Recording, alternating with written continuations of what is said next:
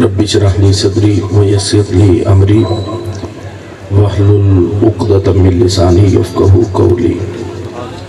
الحمد لله رب العالمين والصلاة والسلام على رسوله الكريم. اما بعد فاعوذ بالله من الشيطان الرجيم. بسم الله الرحمن الرحيم.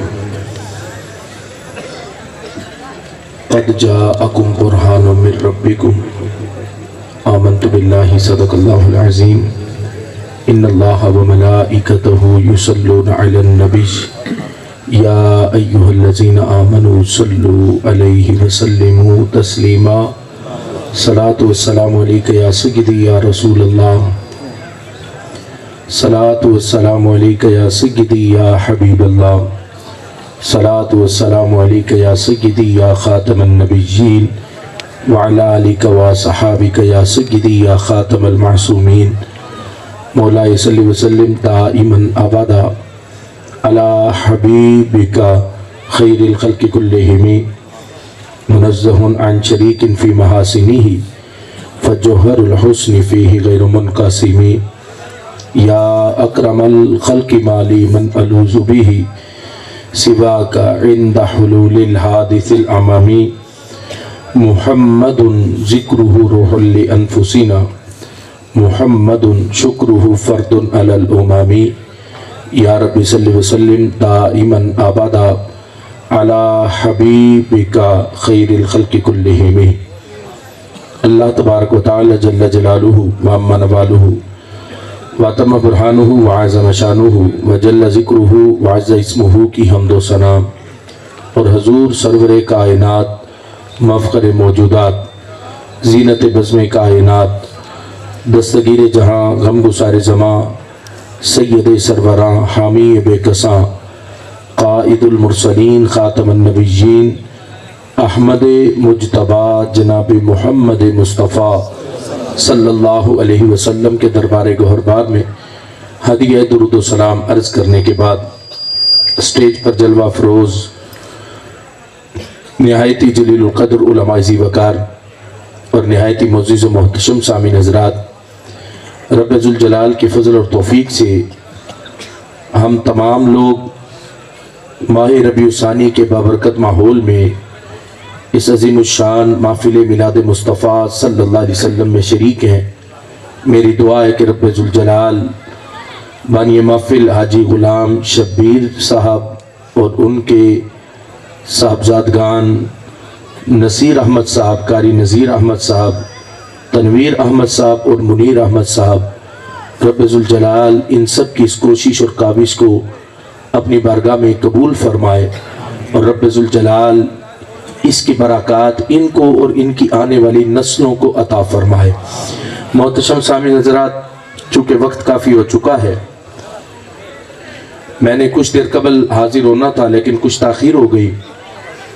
بہرحال اپنے مقررہ وقت میں جو مجھے حکم دیا گیا اس پر رہتے ہوئے اپنی گفتگو کو ختم کرنا چاہوں گا. اللہ کا فضل ہے، اللہ نے ہمیں اپنے پیارے محبوب صلی اللہ علیہ وسلم کی امت میں شامل فرمایا اور 1447 ہجری میں بھی ہمیں سرکار دو جہاں صلی اللہ علیہ وسلم کا کلمہ پڑھنے کی توفیق عطا فرمائی. ایسے ماحول میں جب معاشرے کے چاروں اطراف میں فتنے ہی فتنے پھیلے ہوں، ان فتنوں کے دور میں اپنا ایمان بچانا ہم سب پر پہلے سے کروڑ درجے زیادہ لازم ہے. جان بچانا ضروری نہیں مگر ایمان بچانا ضروری ہے. جان تو ایک دن چلی جانی، جان جانے سے نقصان نہیں ہوتا مگر ایمان جانے سے بڑا نقصان ہوتا ہے. اور اللہ کا فضل ہے، اس ایمان کی شمع کو دل میں روشن کرنے کے لیے ہمیں کوئی محنت نہیں کرنا پڑی، کوئی مشقت نہیں کرنا پڑی، بلکہ یوں ہوا کہ ہم جس گھر میں پیدا ہوئے پیدا ہوتے ہی ہمارے کانوں میں اللہ اور اس کے رسول کے نام کو بلند کیا گیا. ہمیں کلمہ پڑھنے والی ماؤں نے دودھ دیا، ہمیں کلمہ پڑھنے والے باپوں نے شفقتوں سے پالا، کلمہ پڑھنے والے اساتذہ نے ہمیں علم پڑھایا، اور ہم اسی کلمے کے زیر سایہ پروان چڑھے. اور آج کہیں ایسا نہ ہو کہ انسان بے خبری میں فتنوں کی زد میں آ کے اپنے ایمان کو کھو بیٹھے، اور بچپن سے جو اس کی تربیت کر کے اس کے ماں باپ نے پالا تھا وہ اس ایمان اور کلمے سے ہاتھ دھو بیٹھے. اس لیے اپنی آنکھیں کھول کر چاروں طرف دیان کر کے اپنی زندگی کے شب و روز کو بسر کرنا. ان ایمان لیوا فتنوں کے حالات دیکھے کہیں ہمیں روشن خیالی کا فتنہ نظر آتا ہے، کہیں ہمیں لبرل لوگوں کا فتنہ نظر آتا ہے، کہیں آج ہم معاشرے میں نگاہ اٹھائیں تو ہمیں اسلام پر ہرزہ سرائی کرنے والے لوگوں کا فتنہ نظر آتا ہے، اور کہیں دیکھیں تو لوگوں کے دلوں میں اسلام کے متعلق شکوک و شبہات پیدا کرنے والوں کا فتنہ نظر آتا ہے. دیکھو، علم پڑھے ہوئے شخص کے ساتھ گفتگو کرنا، اگر وہ کسی فتنے میں پھنسا تو اسے سمجھانا بڑا آسان ہے، لیکن جاہل شخص جس نے پڑھا کچھ نہیں اور اس نے فتنے ہی فتنے سیکھے، اس شخص کا مقابلہ کرنا بڑا مشکل کام ہے. آج کے دور میں پڑھے لکھے لوگوں کا فتنہ تھوڑا، لیکن وہ جاہل طبقہ جو خود کو دینی سکالر کہہ کے امت کے سامنے پیش ہوتا نظر آتا ہے، آج کے اس دور میں ان جہلاء کا فتنہ بہت زیادہ. کہیں دیکھ لو وہ ساحل ادیم جیسے نکمے لوگ، کہیں جاوید غامدی جیسے نکمے لوگ جنہوں نے قرآن و سنت کو سمجھا نہیں، صرف فتنے ہی فتنے اور شکوک و شبہات امت کے دلوں میں ڈالے. یعنی آج ہمیں ان جہلاء کے فتنے کا سامنا ہے، اور جو ایمان پر حملہ کرتے چلے جا رہے.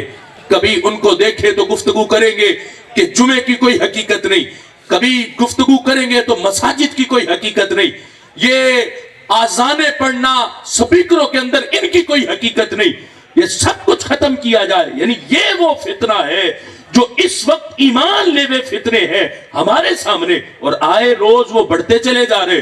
اور نوجوان نسل ان فتنوں کی زد میں آ کے بچپن سے جو ماں باپ نے قرآن و سنت سکھایا تھا اس کو بھول کے اس فتنے کی زد میں اپنے ایمان کو خراب کرنے کے در پہ ہو چکے. لیکن ہمیں آج اس نوجوان نسل کو ان فتنوں سے بچا کر اس رستے پہ لانا ہے، اللہ کے فضل سے جو رستہ سیدھا مدینہ شریف کو جا رہا ہے. اس لیے اس حقیقت حال کو ہم اپنے سامنے رکھیں.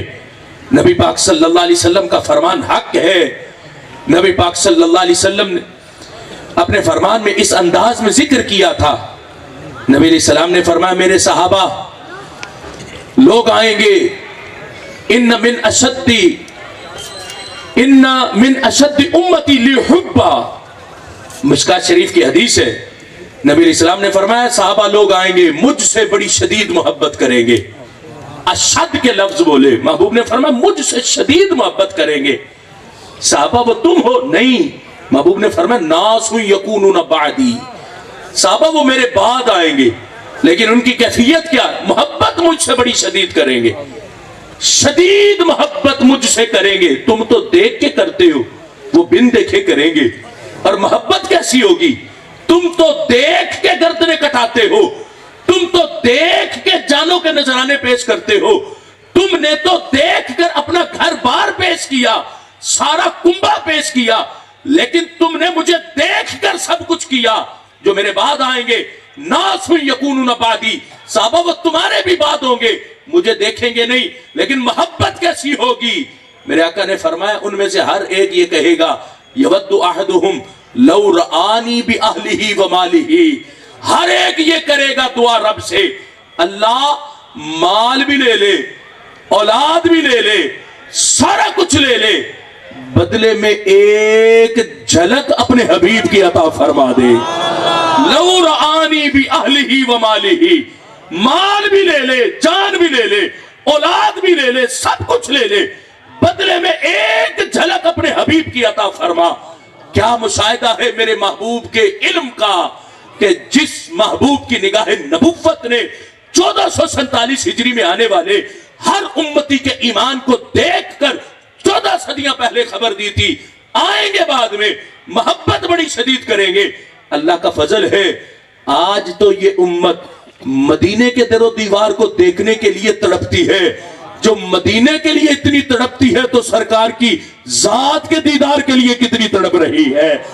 نبی پاک صلی اللہ علیہ وسلم سے محبت یہ امت آج بھی کرتی ہے، اور اسی پر تو آج بھی لوگوں کو تکلیف ہے. وہ یہود و نصارہ وہ سارے بیٹھے اس بات پہ سوچتے ہیں، پہلے بھی امتیں گزری ہیں، وقت کے لیے آئی تھی چلی گئی، انہوں نے تو ایسا کام نہیں کیا جو امت یہ کر کے دکھا رہی ہے. حالانکہ ان امتوں نے اپنے اپنے زمانے میں کام کیا، لیکن ایسا کردار تو کسی امت نے ادا نہیں کیا کہ وہ امت ان کے نبی کو دنیا سے ظاہری پردہ فرمائے. 1400 سال گزرے ہوں پھر بھی کوئی امت اپنے رب کو سجدے بھی کر رہی ہو اور اپنے نبی سے محبت بھی کر رہی ہو. پہلی امتوں کا تو حال یہ تھا کہ اپنے نبی کے ہوتے ہوئے انہوں نے رب کو بھی چھوڑا، اپنے نبی کو بھی چھوڑا، اپنی کتاب کو بھی چھوڑا. لیکن آج اس امت کی شان کیا ہے؟ اللہ کے فضل سے نہ اس 1447 ہجری میں آنے والے امتی نے نہ رب کو دیکھا، نہ رب کے حبیب کو دیکھا، نہ قرآن کو جبرائیل امی کو لاتے دیکھا. لیکن قربان جائے مانا قرآن کو بھی ہے، آمینہ کے لال کو بھی ہے، اور سرکار کے کہنے پر رب ذوالجلال کو بھی ہے. یعنی یہ اس امت کے ایمان کی شان ہے جو سرکار دو جہاں صلی اللہ علیہ وسلم نے دیکھا، اور آج بھی وہ حیران ہے. دیکھو نا اقبال کہتے ہیں شیطان کی مجلس شورا بیٹھی تھی کہ کیا کریں، کیسے ختم کریں اس امت کو، کیا ان کو بھون ڈالے، کیا ان کو قتل کر دے، کیا ان کو مار ڈالے. جو شیطان کی مجلس شورا نے فیصلہ کیا تھا، انہوں نے کہا تھا یہ فاقہ کس جو موت سے ڈرتا نہیں ذرا، روح محمد ان کے بدن سے نکال دو. ایک مجلس شورا نے کہا، انہوں نے کہا یہ موت سے نہیں ڈرنے والے، تم ان کو بھوکا رکھو پھر بھی نہیں ڈریں گے، تم ان کو ڈراؤ مار دیں گے. کہا یہ وہ امت ہے جو مرنے سے ڈرتی نہیں، موت کو تو یہ تجدید زندگی سمجھتی ہے. موت کا وقت آئے تو یہ چوم کے سینے سے لگاتے. کیوں؟ اس لیے کہ جس محبوب کا نام چوم کے زندگی میں گزارا کیا، مریں گے تو قبر میں آمینہ کے لال کا دیدار ہو جائے گا. اس لیے یہ امت موت سے نہیں ڈرتی. انہوں نے کہا اس امت کو مارنا ہے تو پھر کیا کرے؟ شیطان کی مجلس شورا نے فیصلہ کیا، انہوں نے کہا یہ فاقہ کش جو موت سے ڈرتا نہیں ذرا، روح محمد، عشق محمد ان کے بدن سے نکال دو. فکر عرب کو دے کے فرنگی تخیلات، اسلام کو حجاز و یمن سے نکال دو. انہوں نے کہا کرنا ہے تو ان کی فکر کو بدلو. آج بھی دیکھو ہمارے مرکز اسلامی کی فکر کیسی بدلی. مرکز اسلامی کیا ہے؟ وہ عرب جس کو سعودی عرب کہا جاتا، وہ اسلام کا مرکز اسلامی.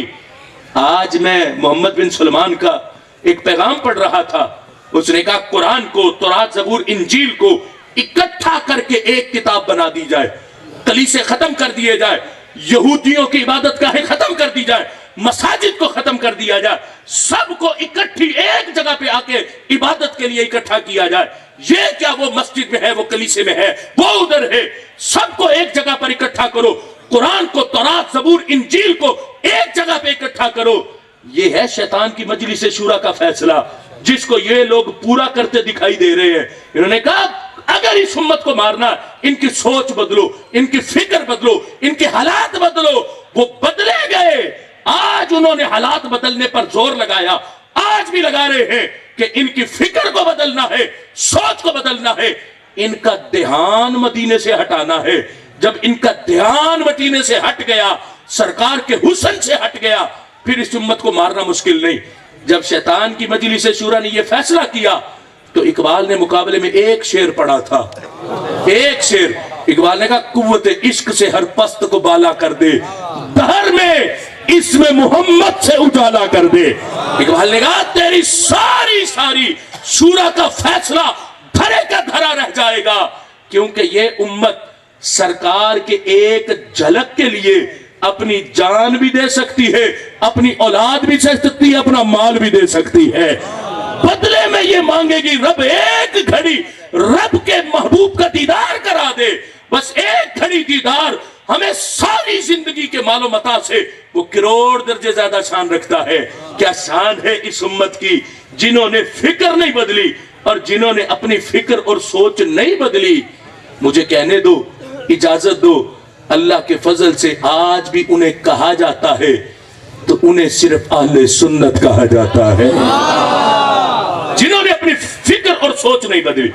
آج بھی دھیان ان کا گنبد خضرا کی طرف ہے، آج بھی ان کی توجہ گنبد خضرا کے مکی کی طرف ہے، ورنہ بدلی گئی سوچے کل کیا تھے آج کیا ہے۔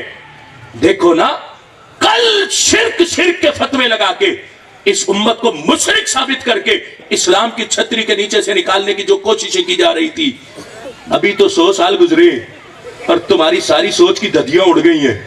کل جن جگہوں پر جانے کو شرک کہتے تھے، آج تم نے خود ڈیوٹیاں لگائی کہ قوم کو اس رستے پر لے کر جاؤ، دکھاؤ یہاں فلاں کا مزار ہے، یہاں فلاں کی جگہ ہے، یہاں سرکار کی گزرگاہ تھی، یہاں سے سرکار گزرے تھے، آج خود اس طرف دھیان کرا رہے ہیں۔ تو اللہ کا فضل ہے، ہم اس سوچ کو سمجھانا چاہتے ہیں، تم نے دھیان ہٹانا چاہا تھا لیکن ہم نے دھیان ہٹایا نہیں، ہمارا دھیان آج بھی سرکار کی طرف لگا ہوا ہے۔ تم نے کوشش کی، ہم نے دھیان پھر بھی نہیں بدلے۔ کیوں؟ ہم وہ ہیں کہ جو بار بار اپنے حالات کو نہیں بدلتے۔ ہم کل بھی جس حالت پر تھے آج بھی اسی حالت پر، ہم کل بھی جس عقیدے پر تھے آج بھی اسی عقیدے پر۔ اللہ کا فضل ہے اور انشاءاللہ ہماری آنے والی نسلیں بھی، ان کا دھیان بھی آمینہ کے لال کی طرف رہے گا۔ اس لحاظ سے ان فتنوں کے دور میں اپنا ایمان بچانا ہم سب کے لیے لازم ہے۔ ایمان بچے گا کب؟ جب ہمارا دھیان گنبد خضرا کی طرف رہے گا، پھر ہمارا ایمان بچا رہے گا۔ اگر ہم نے اپنا دھیان ہٹا دیا تو پھر ہمارا ایمان نہیں بچے گا۔ کتنی کوشش کی گئی، جو عشق تھا اسے شرک کہہ کے اس امت کو اسلام کی چھتری سے نیچے سے نکالنے کی کوشش کی گئی۔ دیکھو نا، کتنا کچھ ان لوگوں نے اجاڑ دیا، کتنا کچھ ختم کر دیا۔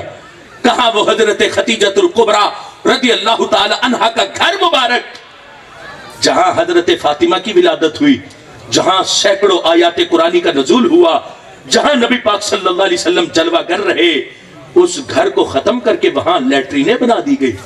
یہ حالت، لیکن دیکھو ہم کہتے کاش تم دور صحابہ کو دیکھ لیتے اور پھر آج سنی مزاج کو دیکھ لیتے۔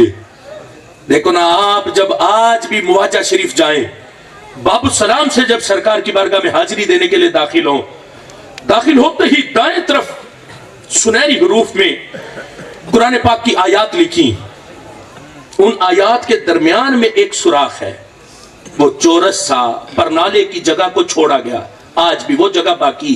اب جب بھی جائیں تو دھیان کرنا، باب السلام سے داخل ہوتے ہی دروازہ گزرتے دائیں طرف اوپر وہ سوراخ آج بھی موجود ہے۔ وہ سوراخ کس چیز کا؟ سبل الہدا والرشاد کے اندر یہ ساری روایت لکھی کہ وہ سوراخ کس چیز کا تھا۔ حضرت عمر رضی اللہ تعالیٰ عنہ کا دور خلافت تھا، یہ گھر حضرت عباس کا تھا، حضرت عمر کا دور خلافت ہے۔ حضرت عباس نے اپنے گھر کی چھت پر مرغیاں ذبح کی، خون نکلا ان کا، آپ نے پانی ڈالا، وہ خون اور پانی مکس ہو کے پرنالے سے نیچے اترا۔ حضرت عمر کا گزر ہو رہا تھا، وہ خون والا پانی حضرت عمر کے کپڑوں پر لگ گیا۔ حضرت عمر امیر المومنین تھے، آپ نے حکم دیا، فرمایا اس پرنالے کو یہاں سے اکھیڑ دیا جائے۔ امیر المومنین کا حکم تھا، پرنالہ اکھڑ گیا کہ چونکہ اس کا پانا نیچے گرتا ہے اور نیچے سے گزرنے والوں کو تنگی ہوتی، پرنالہ تو اکھڑ گیا۔ حضرت عباس پیچھے پیچھے حضرت عمر کے پاس حاضر ہو گئے، آ کر کہتے کیا ہے؟ کہا عمر امیر المومنین ہو، حکم دے کے آئے ہو، پرنالہ تو اتر گیا لیکن میں صرف اتنا بتانے آیا ہوں، یہ عام پرنالہ نہیں تھا، یہ وہ پرنالہ تھا جسے محبوب نے اپنے ہاتھوں سے لگایا تھا، یہ خبر دینے آیا ہوں۔ یہ سن کے حضرت عمر کیا کہتے؟ کہتے کوئی بات نہیں، پرنالا ہی تو ہے، لگایا تھا تو اب کتنے سال گزر گئے، اتر گیا ہے، اس وقت لگایا تھا اب تنگی کا باعث بن رہا، اتر گیا ہے تو کوئی حرج نہیں ہے، پھر کیا ہوا؟ لیکن حضرت عمر نے کیا جملے بولے؟ فرمایا عباس آپ کو قسم ہے رب کی، عمر آپ کے ساتھ چلے گا، میں آپ کے ساتھ چلوں گا، میں سیڑھی بنوں گا، آپ میرے کندھوں پہ چڑھیں گے، پرنالا وہیں لگے گا جہاں محبوب نے اپنے ہاتھوں سے لگایا تھا۔ جو صحابہ ایک پرنالے کی اتنی حفاظت کرے اور آج تک اس کا سراغ باقی ہے، یہ بتانے کے لیے کہ یہ جگہ سرکار نے اپنے ہاتھوں سے مختص فرمائی تھی۔ بیت رضوان والے درخت کو دیکھ لو، کاٹ دیا گیا، جڑوں سے اکھیڑ دیا گیا، کیوں؟ پوچھو نا ان مفتیوں سے، وہ کہتے اس لیے اکھیڑا گیا چونکہ خطرہ تھا کہ یہاں آ کے کوئی شرک نہ کرے۔ آنے والے طوفان کا ڈراوا دے کر نہ خدا نے مجھے ساحل پہ ڈبونا چاہا، کہ یہ خطرہ تھا کہ یہ آ کے لوگ اس درخت کو سجدے نہ شروع کر دے۔ تو اگر یہ خطرہ ہے پھر خطرہ تو یہ بھی ہے کہ آج بھی لوگ سورج کو پوج رہے ہیں، آج بھی لوگ چاند کی پوجا کر رہے، آج بھی لوگ آگ کی آتش پرست آج بھی ہے۔ بجھا دو سورج کو، ختم کر دو چاند کو، بجھا دو اپنے گھروں کی آگوں کو، کیوں چولہے جلاتے ہو؟ اس کی تو پرستش ہو رہی ہے۔ ادھر تمہیں کوئی پرستش نظر نہیں آئی؟ بیت رضوان والے درخت کو اس لیے کاٹا گیا کہ یہاں شرک ہونے کا ڈر ہے۔ کون سا عاشق جا کے اس درخت کو سجدے کرتا؟ ہمیں بھی تو دکھاؤ۔ وہ عاشق نہیں، وہ تو جاہل ہے اگر کسی نے کیا، ویسے کیا کسی نے نہیں۔ رب کعبہ کی قسم، یہ تو امتی وہاں جا کے اس درخت کی ٹہنی کو پکڑ کے کہتا تھا کہ اے ٹہنی میں اتنی دور سے تجھے دیکھنے آیا ہوں، کیوں؟ اس لیے کہ تو نے تو میرے محبوب کو دیکھا تھا، میں نے اپنے حبیب کو نہیں دیکھا، تو نے تو میرا محبوب دیکھا، اس لیے میں تجھے دیکھنے اتنی دور سے آیا ہوں۔ اب بتاؤ یہ شرک ہے یا عشق ہے؟ یعنی عشق کو شرک کہہ کے امت سے عشق کی جڑیں کاٹی گئی، تو پھر یہی وبال ہی آنا ہے جو آج پڑا ہے۔ کہیں غامدی بولتا ہے، کہیں ساحل ادیم بولتا ہے، کہیں وہ جہلم سے کوئی جاہل بولتا ہے، کہیں سے کچھ بولتا ہے، کہیں سے کوئی بولتا ہے، ہر طرف سے فتنہ ہی فتنہ۔ اور فتنے ہیں کس چیز کے؟ کہ اس امت کے سینے سے سرکار کی محبت کو مٹایا جائے۔ فکر کو بدلو اس قوم کی، جب فکر بدلی گئی تو پھر اس قوم کو مارنے کی ضرورت نہیں، یہ امت تو خود ہی مر جائے گی۔ اور اللہ کا فضل ہے، تم مٹانا چاہتے ہو، ہم عشق کی شمع کو جلانا چاہتے ہیں۔ میں کہتا ہوں تم بھی اپنا زور لگاؤ، ہم بھی طاقت لگائیں گے، اور پھر پتا چلے گا اللہ کا فضل ہے۔ یہ امت مر تو سکتی ہے لیکن اپنے نبی سے بغاوت نہیں کر سکتی ہے۔ یہ آج بھی اس امت کے سینے کا عشق پھاٹے مار رہا ہے۔ میں رب کی قسم اٹھا کے کہتا ہوں، ہم کائنات میں کسی سے اتنا پیار نہیں کرتے جتنا آمینہ کے لال کی ذات سے کرتے ہیں۔ یہ 1447 ہجری والوں کا عشق ابھی تو دیکھا نہیں ہے، انہوں نے دیکھا نہیں ہے سرکار کو، لیکن بن دیکھے اتنا پیار۔ اعلیٰ حضرت کہتے ہیں نا، حسن یوسف پہ کٹیں مصر میں انگشت زنا، سر کٹاتے ہیں تیرے نام پہ مردان عرب۔ فرمایا حسن یوسف کو دیکھ کے عورتوں نے انگلیاں کاٹی تھی، وہ کٹی تھی، انجانے میں کٹ گئی۔ اگر عورتوں کو کہا جاتا نا ڈائریکٹ انگلی پر چھری رکھو اور حسن یوسف کو دیکھ کے خود جان بوجھ کے اپنی انگلی کاٹو، تو کوئی عورت نہ کاٹتی، کٹی، انجانے میں کٹ گئی۔ لیکن کہا یہاں دیکھو، یہاں انگلیاں نہیں سر ہے، اور زن نہیں مرد ہیں۔ فرمایا یہاں کٹی نہیں کٹاتے ہیں، اور انگلیاں نہیں اپنی گردنیں پیش کرتے ہیں، اور مردان عرب ہیں وہ اپنی گردنیں سرکار کے نام پر۔ وہاں تو حسن یوسف تھا۔ اعلیٰ حضرت کہتے ہیں یہاں سرکار کی لیے جان دینے کے لیے حسن محمد کی ضرورت نہیں، جان دینے کے لیے تو فقط نام محمد ہی کافی ہے۔ تیرے نام پہ مردان عرب، حسن پہ نہیں۔